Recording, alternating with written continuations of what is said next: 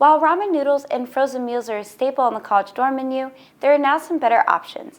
Olivet dietetic students are bringing some great taste and savory smells to a brand new club on campus. And whisk it up so that the yeast... Senior dietetics major Anna Town had the idea after a conversation with a fellow student. Anna had various classes in the Weber kitchen and wanted to use the space to build community with other students.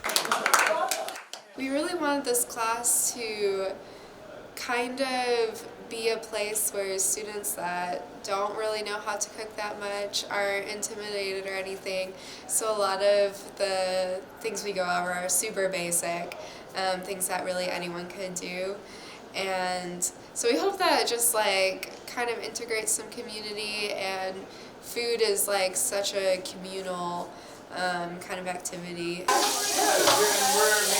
This monthly class provides an opportunity for students to learn how to cook delicious, nutritional meals on a budget.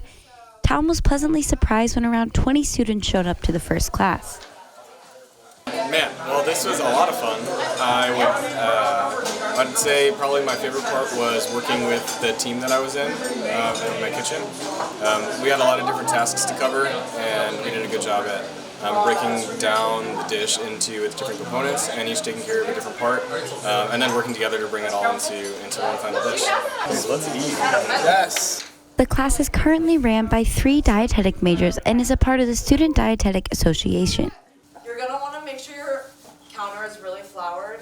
After a brief description on how to cook the dish, students are sent off to their designated kitchen areas where they work with their teammates to prepare a delicious dish. I'm excited for just bringing together a different group of people that's kind of random, and all cooking food together and then being able to eat it together.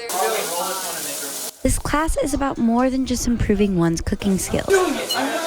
Participants say this has been an excellent way to build community and bring a group of people together who possibly wouldn't have crossed paths before.